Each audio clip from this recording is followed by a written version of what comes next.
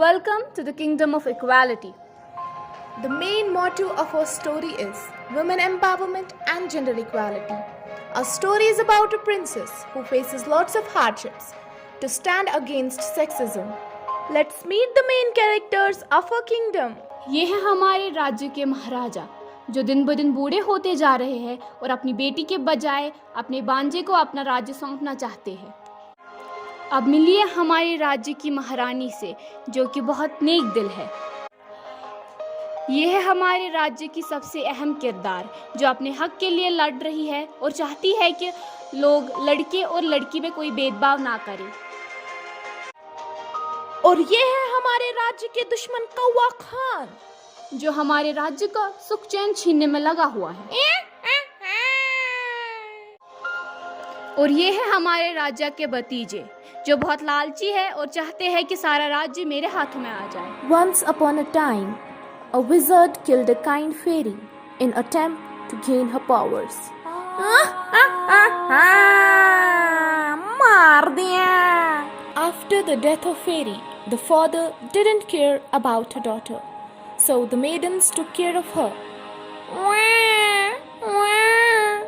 चुप कर चौपड़ Ganju.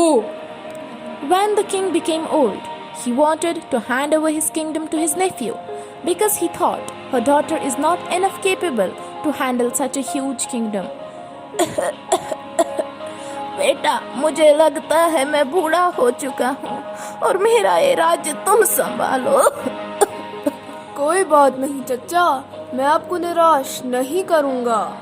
When Princess heard the decision of her father, she felt disheartened and wanted her subjects to understand that a girl can also be a good leader and can handle a kingdom also. मैं आप सबको ये बताना चाहती हूँ कि एक लड़की भी एक राज्य संभाल सकती है और आप एक लड़के और लड़की में भेदभाव मत कीजिए। नहीं नहीं, अंदर जाओ। तुम्हें किसने बोला बाहर निकलने के लिए? चुप करो, अंदर बैठो, खाना पकाओ। में Princess felt very sad and left the palace and went to the woods, where she met the same wizard who had killed her mother.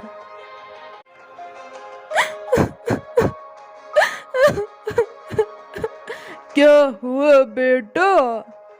क्या मैं एक राज्य नहीं संभाल सकती? नहीं नहीं, मैं तुम्हारी परेशानी को समझ सकता हूँ।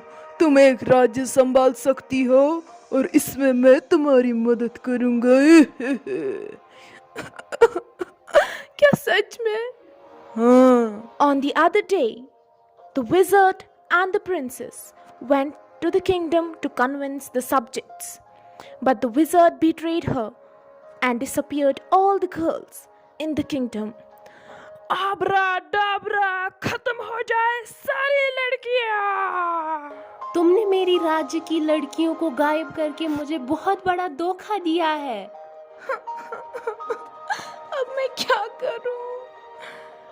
क्या तुम्हें नहीं पता कि मैंने तुम्हारी माँ को भी मारा था? मैं ही हूँ वो जिसने तुम्हारी माँ को मार के तुम्हें झूठा दिलासा दिया था। अब मैं देखता हूँ तुम क्या करती हो। The princess cried a lot and went to sleep.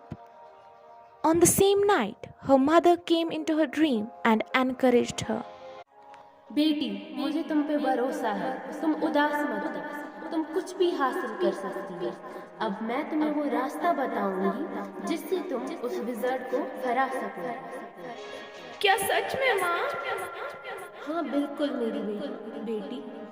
जो विज़ार्ड का दिल है वो पानी के नीचे एक गुफा में है जिसकी रक्षा जलपरियां कर रही है। जब तुम्हें वो दिल मिले उसके 2 टुकड़े कर देना और तभी तुम्हारे राज्य की सारी लड़कियां वापस आ जाएंगी। शुक्रिया माँ, मैं ऐसा ही करूँगी। From that day, the princess worked really hard.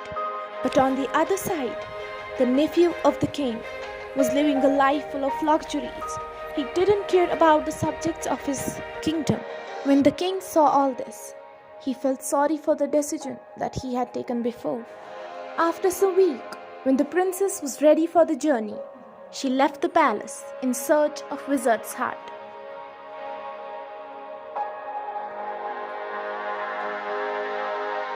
This was our story, and we hope our motive has reached all of you.